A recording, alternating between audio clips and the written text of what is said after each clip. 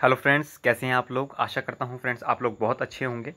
तो फ्रेंड्स ये हमारा चैप्टर 2 है, ठीक है ना, एनसीईआरटी सीरीज़ का क्लास 10th की। तो फ्रेंड्स आप लोग जानते हैं कि ये इसमें हम जो क्वेश्चन आंसर्स होते हैं वो सब डिस्कस करते हुए चलते हैं, ठीक है ना। तो आज जो हमारा चैप्टर है उसका नाम है फेडरलिज्म, ठीक है ना। तो इसके बारे में आप होप सो आप लोगों ने थोड़ा सा एक बेसिक अंडरस्टैंडिंग ले ली होगी, ठीक है ना। नहीं तो कोई बात नहीं, आप इस सेशंस को भी सुन सकते हैं, उसके बाद आप एक बार इस चैप्टर को पढ़ना की कोशिश कीजिएगा, ठीक है।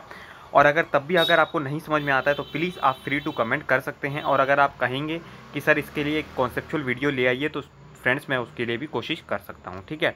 तो आज फिलहाल हम पहले इसके क्वेश्चन आंसर्स डिस्कस करके चलेंगे, ठीक है ना। तो फ्रेंड्स एक ये पर्सन है, वो थोड़ा से परेशान है मुझे लगता है। वो कह रहे हैं, I am confuse what do we call the Indian government, is union, federal और सेंट्रल, ठीक है ना। आप लोग भी फ्रेंड्स इस तरीके के वर्ड सुनते सुनते थोड़ा सा आई थिंक अगर आप लोगों ने पढ़ा होगा तो आप समझ कभी कभार सोचते होंगे कि पता नहीं इंडिया जो है हमारा वो यूनियन है, फेडरल है या सेंट्रल है। तो आप भी हो सकता है इसी की तरह कंफ्यूज हो। तो फ्रेंड्स कंफ्यूज होने की ज़रूरत नहीं है। बेसिकली देखिए, अगर आप जानते हैं कि देखिए इंडिया ये है, आपका मान लीजिए इंडिया ये है, तो यहाँ पर डिफरेंट तरीके की स्टेट्स हैं, ठीक है ना। तो जब क्या होता है, तो फ्रेंड जब हमारा इंडिया बना था उसने क्या किया था, डिफरेंट जो भी स्टेट्स हैं आप ये लिख सकते हैं, इसको क्या किया था, होल्ड टुगेदर, ठीक है ना। तो they are holding together different states. इसका क्या मतलब हुआ, कि इसका मतलब हुआ कि आप बिना किसी कंफ्यूजन के, ठीक है ना, आपको कोई दिमाग में इन महाराज जी की तरह आपको कोई कंफ्यूजन नहीं रखनी, और आप बोल सकते हैं कि जो इंडिया है वो क्या है, एक फेडरल स्टेट है, ठीक है। ओके, चलिए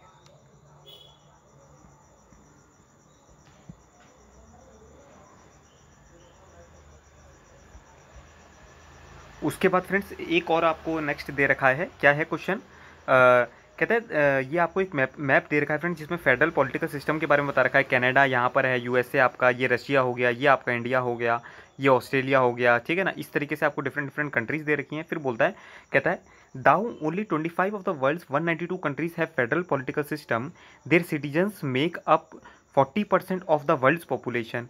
Most of the large countries of the world are federations. Can you notice an exceptions to this rule in this map? तो बेसिकली क्या कहना चाहता है कि जो लार्ज कंट्रीज़ हैं of the world are federation, ज़्यादातर जो भी कंट्रीज़ हैं वो फेडरेशन ही हैं। कहता है can you notice an exception to this rule in this map. तो फ्रेंड्स बेसिकली येस, हमारे को एक्सेप्शन दिख रहा है। अगर आप देख सकते हैं तो फ्रेंड्स इसके ऊपर एक जो चाइना नाम की जो कंट्री है उसमें क्या है फ्रेंड्स, उसमें वो फेडरल सिस्टम नहीं है। उधर क्या सिस्टम है, तो फ्रेंड्स उधर है आपका यूनिटरी पॉलिटिकल सिस्टम, ठीक है ना। तो वहाँ पर क्या है, यूनिटरी पॉलिटिकल सिस्टम है, वहाँ पर फेडरल सिस्टम नहीं है, ठीक है ना। चलिए फिर पूछता है नेक्स्ट में ये, if federalism works only in big countries why did Belgium adopt it. कि भाई एक बेल्जियम तो एक छोटी सी कंट्री है, तो उसने फिर ये क्यों अडॉप्ट कर दिया। देखिए फ्रेंड्स इवन दो अगर हम बात करें कि भाई कोई स्मॉल कंट्री भी है, ठीक है ना, और बट उधर वहाँ पर क्या है, डाइवर्स पॉपुलेशंस हैं, ठीक है ना, मल्टीलिंगुअल ग्रुप्स बोल सकते हैं आप उसको, ठीक है ना। तो सबके इंटरेस्ट को प्रोटेक्ट करने के लिए आप क्या कर सकते हैं, आप फेडरल सिस्टम को अपॉइंट या उसको रख सकते हैं अपने, ठीक है ना। तो ज़रूरी नहीं है कि सिर्फ एक बड़ी कंट्री हो तभी आप इसको फेडरल सिस्टम को रख सकते हैं। इवन इन स्मॉल कंट्रीज़ आप अब इसका एग्जांपल कोट कर सकते हैं कि भाई अगर स्मॉल कंट्रीज़ होती हैं तो भी हम ये एग्जांपल उसको लिख सकते हैं, ठीक है ना। तो इस तरीके की फ्रेंड्स जब आप एग्जामिनेशंस देंगे, देखिए अब आपका ये फ्रेंड्स ये बोर्ड एग्जामिनेशन है, ठीक है ना, आप 10th क्लास में हैं। हालांकि मैंने 9th क्लास की भी एनसीईआरटीज़ कवर करी हैं, ठीक है ना। तो अगर आपको अपना थोड़ा सा बेसिक फाउंडेशंस वगैरह इंप्रूव करना है तो आप उसको भी देख सकते हैं। बट अगर आपका जैसे बोर्ड का एग्ज़ाम है तो फ्रेंड्स कहीं ना कहीं आपको ये एग्जांपल्स कोट करने पड़ेंगे जिससे कि आप अच्छे नंबर ले सकते हैं, ठीक है। चलिए अब फ्रेंड्स कुछ नेपाली सिटीजन्स हैं, ठीक है ना। आप जानते हैं कि नेपाल कहाँ पर है, लगभग लगभग हमारे नॉर्थ साइड में है।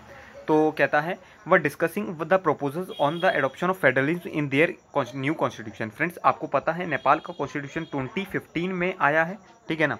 तो कहता है this is what some of them said.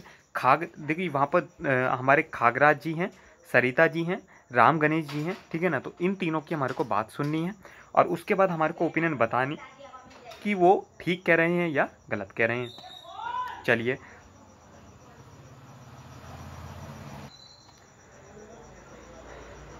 तो खागरा जी कहते हैं आई डोंट लाइक फेडरलिज्म, वो कहते हैं भैया मुझे तो फेडरलिज्म अच्छा नहीं लगता है।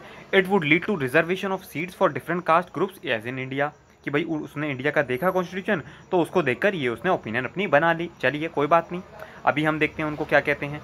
फिर सरिता जी हैं, सरिता जी कहती हैं ours is not a very big country, we don't need federalism, कि भाई हमारी बिग कंट्री नहीं है तो हमारे को नहीं चाहिए। जबकि फ्रेंड्स हमने अभी एग्जांपल देखा कि भाई बेल्जियम एक छोटी कंट्री है बट उसके पास क्या है, अपना फेडरलिज्म है। फिर बाबूलाल जी हैं, वो क्या कहते हैं, I am hopeful that the Terai areas will get more autonomy if they get their own state government. तो उन्होंने बोला कि भाई वहाँ पर एक तेराई रीजन भी है, तो अगर वहाँ पर अपनी फेडरलिज्म का मतलब होता है स्टेट गवर्नमेंट्स का एक तरीके से अपना हो जाना, तो वहाँ पर स्टेट गवर्नमेंट हो जाएगी तो इट्स बेटर। ठीक है जी, चलिए बाबूलाल जी ये कहते हैं। राम गणेश जी क्या कहते हैं, आई लाइक फेडरलिज्म, उनको फेडरलिज्म पसंद है because it will mean that powers that were earlier enjoyed by the king will now exercise by the elected representative. वो इसलिए खुश हैं कि भाई पहले जो था एक मोनार्क था, राजा शासन करता था, और अब क्या होगा, अब एक इलेक्टिव रिप्रेजेंटेटिव शासन करेंगे। चलिए अब हमने फ्रेंड्स डिफरेंट 3-4 लोगों की बातें सुन ली, खागराज जी की, सरिता जी की, बाबूलाल जी की और राम गणेश जी की। कहता है if you were practising in this conversation what would be your response to each of this, which of these reflect a wrong understanding of what a federalism is, what makes India federal country. ठीक है ना। तो अब हमने 3-4 की बात सुनी friends, तो हम एक एक करके बातों को रखेंगे और उसके बाद हम अपनी ओपिनियन बताएंगे कि हमारी ओपिनियन क्या कहती है। तो फ्रेंड्स देखिए, खागराज जी की से तो मैं बात से बिल्कुल एग्री नहीं करता कि भाई डिफरेंट कास्ट ग्रुप का वो क्या करेगा, वो बोल रहे थे कि भाई डिफरेंट कास्ट ग्रुप्स हो जाएंगे जिस तरीके से हमारे एक तरीके से इंडिया में है। ठीक है ना। तो फ्रेंड्स ये तो अगर मैं बात करूँ तो जो वो बता रहे हैं वो उनकी स्पिरिट ऑफ डेमोक्रेसी को नहीं दिखा रहा। ठीक है ना। चलिए दूसरी चीज़ क्या है, दूसरी चीज़ है Sarita, ours is not a very big, उन्होंने कहा कि भाई बिग कंट्री नहीं है। तो फ्रेंड्स देखिए नेपाल भी अगर मैं आपसे बताऊं तो फ्रेंड्स नेपाल भी क्या है, एक डाइवर्स कंट्री है, वहाँ पर डिफरेंट ग्रुप्स ऑफ पीपल रहते हैं, डिफरेंट उनका इंटरेस्ट है। ठीक है ना। और आपने बेल्जियम का एग्जांपल आप कोट कर सकते हैं कि भाई देखिए बेल्जियम एक छोटा सा देश है, उसके बाद भी वहाँ पर फेडरल सिस्टम अच्छे से वर्क कर रहा है। उसी तरह से अब बाबूलाल की बात कर लेते हैं। तो बाबूलाल जी तो फ्रेंड सही कह रहे थे कि भाई फेडरलिज्म चाहते हैं, तो फ्रेंड यस, उसका आप आंसर लिखते हैं यस, कि भाई वो चाहते हैं कि तरह रीजन्स की भी एक अपनी ऑटोनॉमी हो। ठीक है ना। तो इसके लिए उनका क्या होगा, उसका अपना कंट्रीब्यूशन होगा और अपना डेवलपमेंट होगा। तो कहीं ना कहीं जो तेरह रीजन्स में लोग रहते हैं उनका क्या होगा, एक म्यूचुअल ट्रस्ट वहाँ पर डेवलप हो सकता है। राम गणेश जी की बात अगर हम करें तो फ्रेंड्स राम गणेश जी भी फेडरलिज्म से तैयार थे, तो फ्रेंड उसका आंसर भी यस हो जाएगा कि भाई देखिए कि वो कहते हैं कि भाई देखिए पावर अगर कंसंट्रेट रहेगी एक हैंड में, ठीक है ना, तो कहीं ना कहीं ऐसा हो सकता है कि भाई आप कॉमन पीपल के जो इंटरेस्ट है उसको क्या कर सकते हैं, हार्म कर सकते हैं। बट अगर आपने क्या करा, डेमोक्रेसी करी, लोगों का रूल लाए, ठीक है ना, और डेमोक्रेसी में क्या हुआ, डिसेंट्रलाइजेशन ऑफ पावर करा, जो मैंने आपको बताया कि भाई आपने पावर की शेयरिंग करी, जो हमने चैप्टर 1 में भी डिस्कस किया है ये सब बातें, तो कहीं ना कहीं आप क्या होता है, फेडरलिज्म को प्रमोट करते हैं। अब जैसे फ्रेंड्स आप लोग देखते हैं ये इंडिया की कंट्री है, इंडिया है हमारा, तो मान लीजिए यहाँ पर सेंट्रल गवर्नमेंट है, ठीक है ना, वो भी अपना रूल करती है, और ऐसे ही स्टेट गवर्नमेंट्स को भी पावर है, वहाँ पर अपने अपने चीफ मिनिस्टर हैं, और पूरी इंडिया का हमारा जो एक प्राइम मिनिस्टर है जो हमारी कंट्री को रूल करते हैं। ठीक है ना। चलिए तो आई थिंक तो फ्रेंड्स हमने क्या कंक्लूजन किया, हम कंक्लूजन कर लेते कि खागराज जी की और सरिता जी की बात से हम बिल्कुल सहमत नहीं हैं। ठीक है ना। जैसे इंडिया में 3 लेवल्स ऑफ गवर्नमेंट से आप लोग जानते हैं, सेंट्रल गवर्नमेंट, स्टेट गवर्नमेंट और लोकल गवर्नमेंट। ठीक है ना। ये आपने अपनी जो पिछली छोटी क्लासेस थी 6, 7, 8, 9 में भी आपने ये सब चीज़ें डिस्कस करी थी, पढ़ी थी। अगर आप भूल गए हैं तो कोई बात नहीं फ्रेंड्स, या तो आप बुक से पढ़ सकते हैं या फिर अगर आप वीडियो सुनना चाहें तो वो भी आप सुन सकते हैं, उससे आपका कोई नुकसान नहीं होगा, बट आपको एक सब्जेक्ट की अंडरस्टैंडिंग लेने में बहुत हेल्प मिलेगी फ्रेंड्स। अच्छा एक रिक्वेस्ट है जो मैं आप लोगों से करता हूँ फ्रेंड्स, ये क्लास 10th है आपकी, वेरी वेरी इंपॉर्टेंट क्लास है। यही नहीं कि सिर्फ इसमें आपका बोर्ड एग्जाम है, सिर्फ इसलिए नहीं, क्योंकि बिकॉज फ्रेंड्स अब ये आपकी लास्ट क्लास है जिसमें आपको अपना इंटरेस्ट ऑफ एरिया डिफाइन करना पड़ेगा, जिससे फिर आप जब नेक्स्ट क्लास में आप 11th में जाएंगे तो आप अप्रोप्रिएट स्ट्रीम ले सकते हैं। ठीक है ना। अगर आपको लगता है कि आप लोगों का ये सब्जेक्ट पढ़ने में इंटरेस्ट है तो कहीं ना कहीं आप सोचिएगा 11th में आर्ट साइड लेने के लिए। ठीक है ना। अब इर्रेस्पेक्टिव ऑफ योर जेंडर कि आप मेल है फीमेल है, वो फ्रेंड्स मैटर नहीं करता। ठीक है ना। और आपको इवन आर्ट साइड भी बहुत अपॉर्चुनिटीज़ देता है कि आप आगे अपने आप को एक्सप्लोर कर सकते हैं, और जो हम चीज़ें इनमें पढ़ रहे हैं फिर आगे वो आप डिटेल में पढ़ेंगे। ठीक है जी। चलिए अब नेक्स्ट क्वेश्चन है, कहता है is not strange did our constitution makers do not know about federalism और did they wish to avoid talking about it. तो ये लड़की जो ये पर्सन है, ये तो बड़े एक तरीके से खफा से हैं, तो कह रहे हैं कि भाई हमारे जो कॉन्स्टिट्यूशन मेकर्स थे उनको फेडरलिज्म के बारे में पता ही नहीं था। तो फ्रेंड्स आई थिंक इन लोगों की बातें आप ना मानिएगा, ठीक है ना। अगर मैं आपसे कहूँ फ्रेंड्स कि भाई उन लोगों को इसके बारे में बहुत अच्छे तरीके से पता था और वो अवेयर भी थे, बट बस आप ये कह सकते हैं उन्होंने इंटेंशनली इसके बारे में ज़्यादा बात नहीं करी थी। क्यों?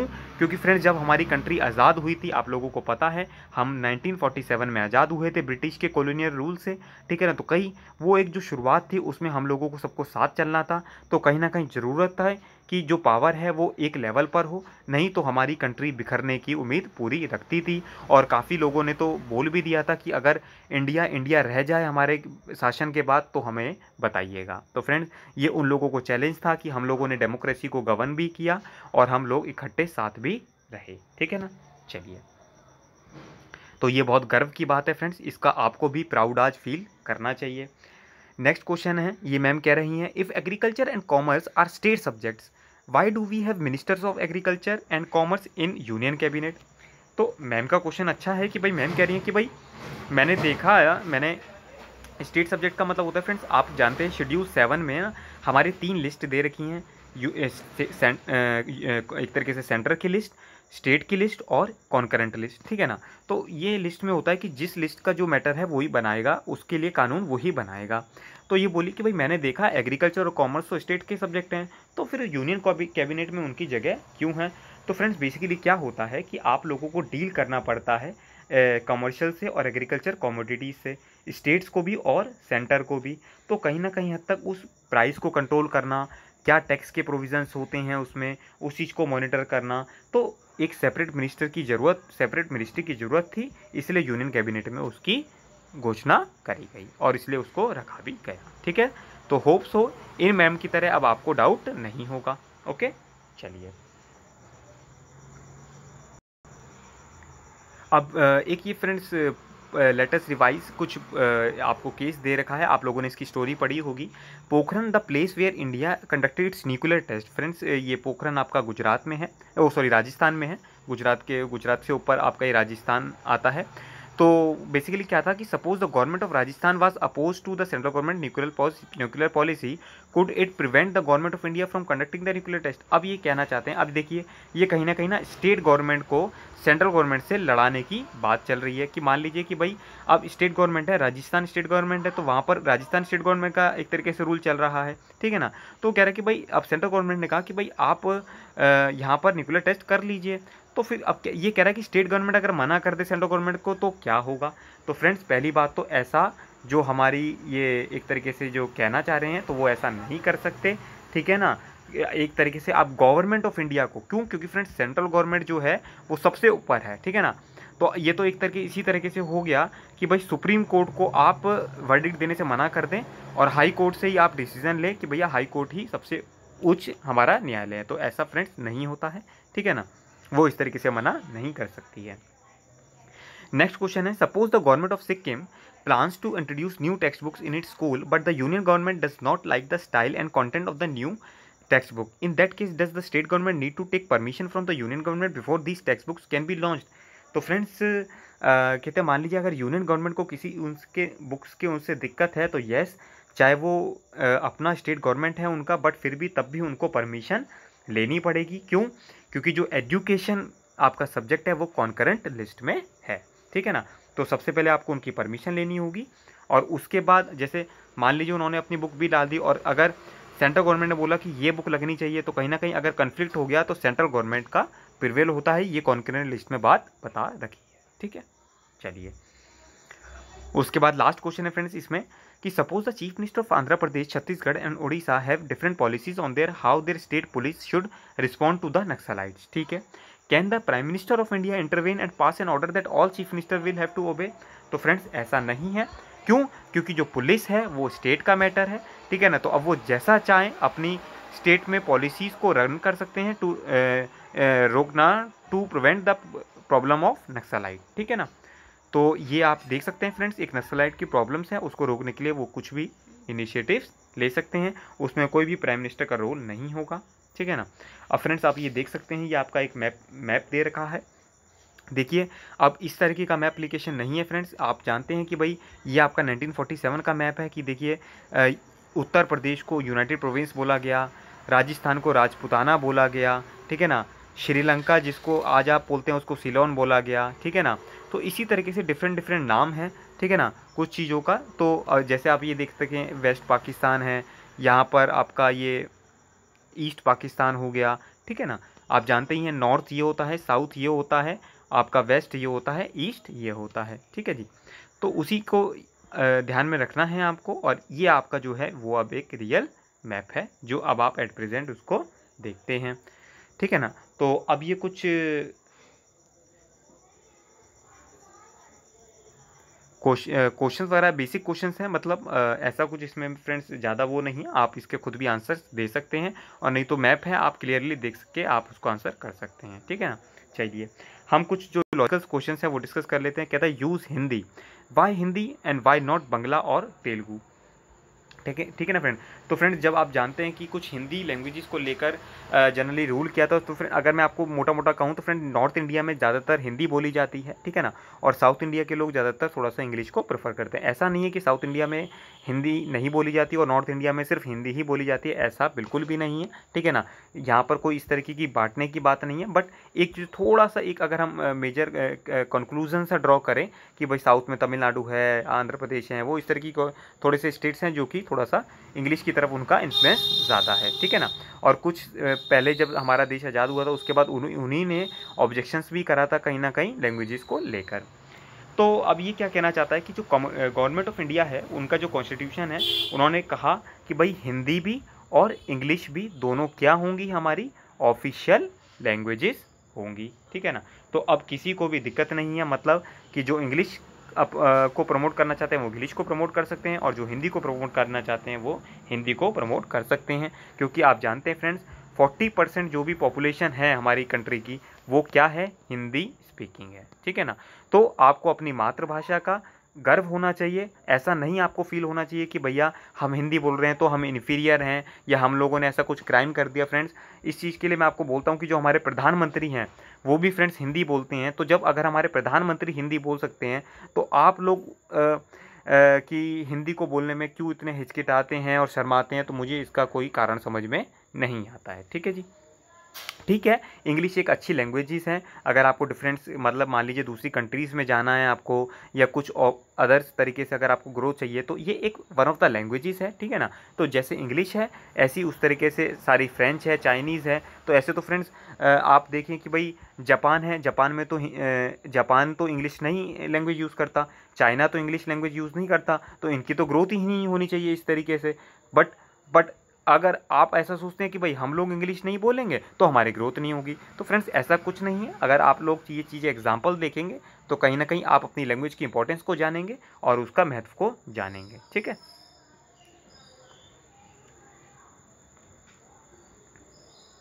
अब फ्रेंड्स आप ये दो कार्टून्स देख रहे हैं, ठीक है ना, वो बोल रहा है कि भाई कि जो भी जब कोलिशन गवर्नमेंट्स होती है तो आपको क्या करना पड़ता है, एक तरीके से क्या लेना पड़ता है, कंसेंट लेना पड़ता है सबका, ठीक है, उसके बिना आप अपनी गवर्नमेंट को नहीं चला सकते हैं, ठीक है। चलिए, are you suggesting that regionally is good for our democracy, are you serious, कि भाई रीजनली को आप प्रमोट करते हैं क्या। तो कहता है नो वे फ्रेंड्स, अगर मैं कहूँ तो बिल्कुल नहीं। क्यों, क्योंकि regionally can not be a good for our democracy, ठीक है ना, क्योंकि यहाँ पर डिफरेंट कल्चर्स के, लैंग्वेजेस के, ट्रेडिशंस आप जानते ही हैं, ठीक है ना। तो सिर्फ अगर आप एक रीजन को या कुछ स्पेसिफिक रीजन को ही प्रमोट करेंगे तो इसका मतलब है आप दूसरे को क्या कर रहे हैं, डिप्राइव कर रहे हैं उसके राइट से और उसकी अधिकार से, ठीक है जी। चलिए देखिए यहाँ पर लिंग्विस्टिक डाइवर्सिटी आपको दे रखी है फ्रेंड्स। अब इसमें मैं आपको दिखाता हूँ, जैसे कि देखिए यहाँ पर आपका है हिंदी बोलने वाले जो आपके स्टेट्स हैं वो कितने परसेंटेज है, 41% हैं, ठीक है ना। और उसी तरीके से आपके संस्कृत बोलने वाले अभी फ़िलहाल कुछ भी नहीं है, बट हाँ मलयालम 3 पॉइंट है। उसके बाद अगर हम बात करें तो बंगाली सबसे ज़्यादा बोली जाती है, ठीक है ना, जो कि है 11%, ठीक है ना। तो हिंदी का जो है एक मेजर कॉन्स्टिट्यूएंट है ये। तो फ्रेंड्स तो जो ब्रिटिश का राज आया उसकी वजह से थोड़ा सा एक इंग्लिश का कल्चर आया, नहीं तो हमारी मातृभाषा ही जो थी फ्रेंड्स हिंदी, यही हम उसको कैरी आउट आगे कर रहे होते, ठीक है ना। इंग्लिश बुरी लैंग्वेज नहीं है, आप उसको सीख सकते हैं, ऐसा नहीं है, बट अगर आप ये कहते हैं कि हमारे को इंग्लिश नहीं आती तो हम कुछ कर ही नहीं सकते, तो फ्रेंड्स ऐसा मानना आपका बिल्कुल गलत है। इंपॉर्टेंस है आपको पढ़ना आना चाहिए, लिखना आना चाहिए, ये सबसे इंपॉर्टेंट बात है, ठीक है ना। चलिए अब उसके बाद फ्रेंड्स नेक्स्ट उसमें चलते हैं। ये तो हमने सबने देख लिया है, ठीक है ना। आई थिंक हम कौन से पेज पे हैं, हाँ हम 23rd पेज पर आ गए हैं, ठीक है ना। तो बेसिकली क्या बोलता है, take the example of your own state और any other state what that was affected by the linguistic reorganisation. तो फ्रेंड्स आप अपनी एक स्टेट का, जिस भी स्टेट से आप बिलोंग करते हैं, आप प्लीज़ उसका एग्जाम्पल लीजिए, ठीक है, मुझसे शेयर कीजिए। अगर आप मुझसे शेयर करते हैं तो मैं आपके नाम के साथ, अगर मुझे अच्छा लगता है तो मैं उसको बिल्कुल अपने वीडियो में पब्लिश करूँगा, ठीक है ना। एक शॉर्ट नोट बनाकर आप लिख कर आप जैसे मर्जी चाहें आप मुझसे शेयर कर सकते हैं, ठीक है। तो ठीक है ना फ्रेंड्स, इसमें कोई ऐसा आपका इशू नहीं है। तो आई थिंक ये आपके ऊपर थोड़ा सा ज़्यादा डिपेंड करता है कि आप लोग कितना इनिशिएटिव खुद से भी लेते हैं और सीखना चाहते हैं, ठीक है। चलिए फिर नेक्स्ट क्वेश्चन आ जाता है आपका क्या, prime minister runs the country, chief minister runs the state, ठीक है ना। आपने देखा कि जो हमारे प्राइम मिनिस्टर हैं वो हमारी पूरी कंट्री को रन करते हैं, और जबकि चीफ मिनिस्टर जो होते हैं वो क्या करते हैं, स्टेट को रन करते हैं। Logically then chairperson of zila parishad should run the district, why does DM और collector of administer the district, ठीक है ना। तो अब ये फ्रेंड्स थोड़े से कंफ्यूज हैं। बेसिकली क्या होता है फ्रेंड्स, जो कि प्रेसिडेंट होता है जिला परिषद का, वो क्या होता है, एक पॉलिटिकल हेड होता है, ठीक है ना। इसे आप लिख सकते हैं पॉलिटिकल हेड। और जो एक डीएम होता है वो कौन होता है फ्रेंड्स, वो एक क्या होता है, डिस्ट्रिक्ट एडमिनिस्ट्रेशन का हेड बोलते हैं उसको, ठीक है ना।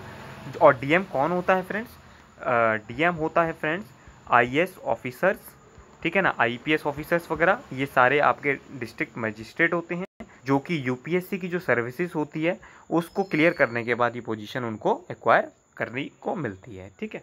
चलिए तो फ्रेंड्स ये पावर शेयरिंग का ही है, जिसकी वजह से ये सब चीज़ें हम डील करके चलते हैं, ठीक है। चलिए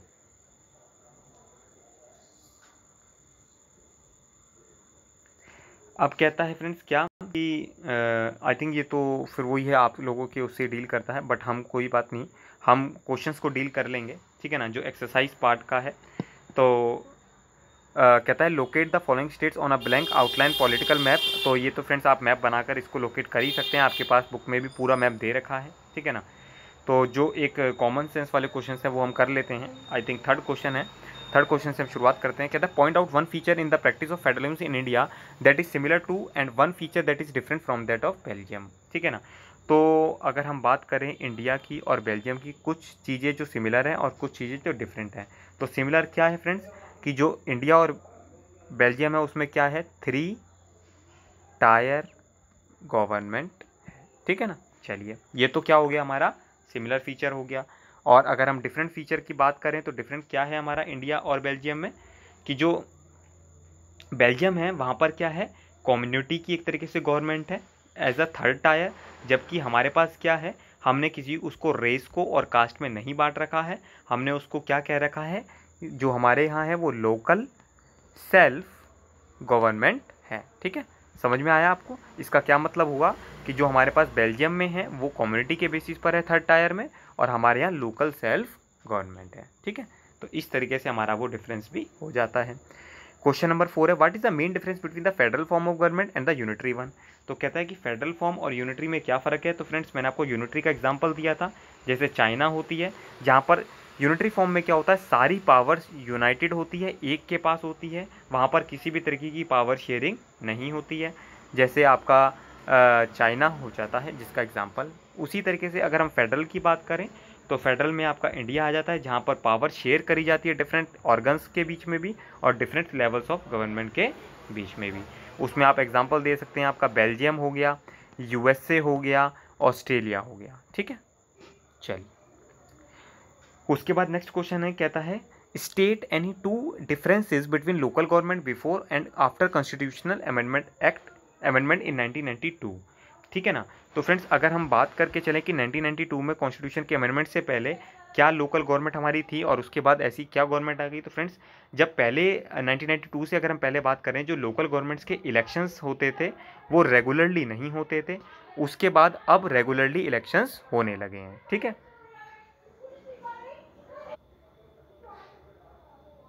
तो इसी तरह सेकंड पार्ट आ जाता है हमारा कि जो लोकल गवर्नमेंट्स पहले थी वो क्या थी, उनके पास अपनी पावर नहीं होती थी, जबकि अब उनके पास पावर्स भी है और रेवेन्यू भी उनके पास शेयर करने की पावर है। ठीक है, तो ये फ़र्क आ गया फ्रेंड 1992 की कॉन्स्टिट्यूशनल अमेंडमेंट के बाद। ठीक है जी, चलिए अब सिक्स है, फिल इन द ब्लैंक्स है। ठीक है ना, कहता है since the United state is a dash type of government, मतलब देखिए आप, मैंने आपको इंडिया को बताया था, इंडिया ने स्टेट्स को क्या कर रखा है, होल्ड कर रखा है, जबकि अगर हम यूनाइटेड स्टेट्स की बात करें तो इसमें क्या है, कमिंग टुगेदर।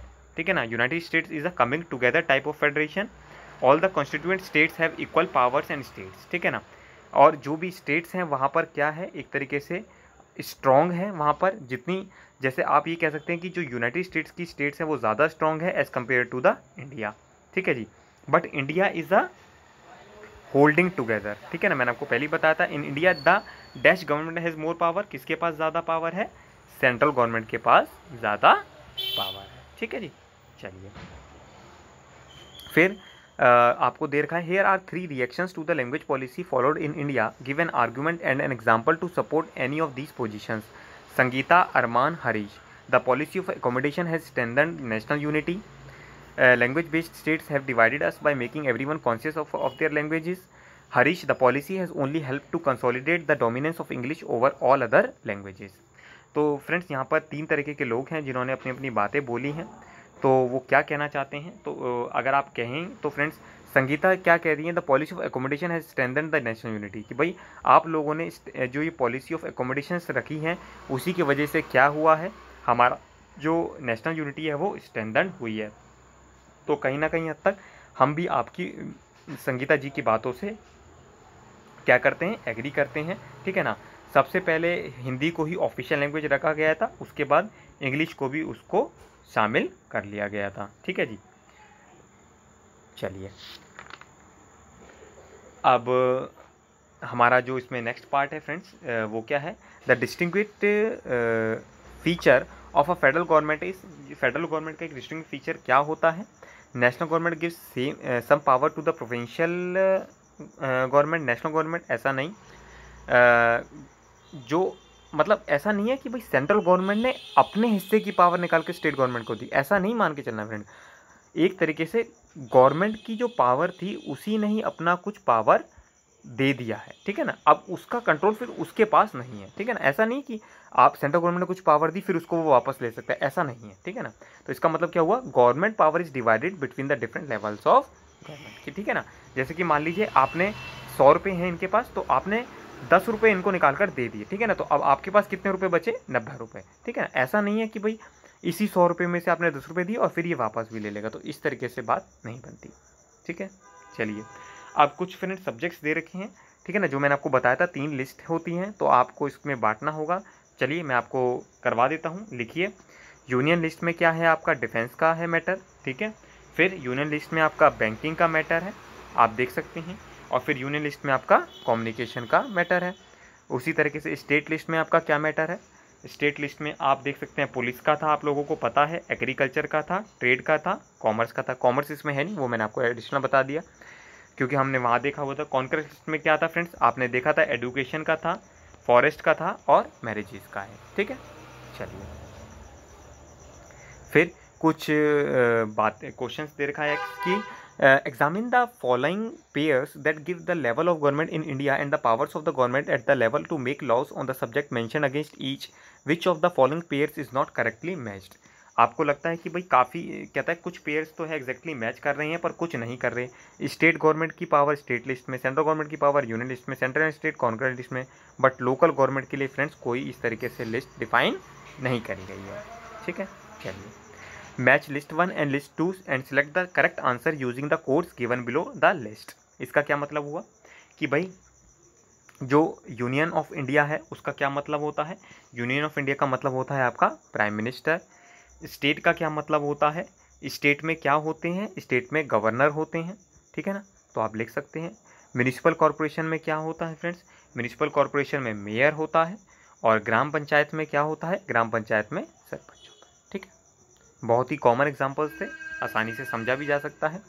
फिर कहता है क्या, कंसीडर द फॉलोइंग स्टेटमेंट्स, उसके बाद अब आपको आंसर देना है कि कौन सी स्टेटमेंट्स क्या हैं, which of the statements are correct. In a federation the powers of the federal and provincial governments are clearly demarcated, बिल्कुल ठीक बात है।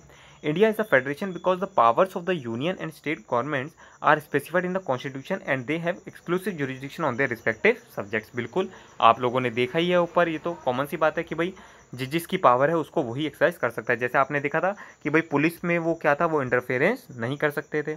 Sri Lanka is a federation because the country is divided into provinces, नहीं, श्रीलंका में federation नहीं है।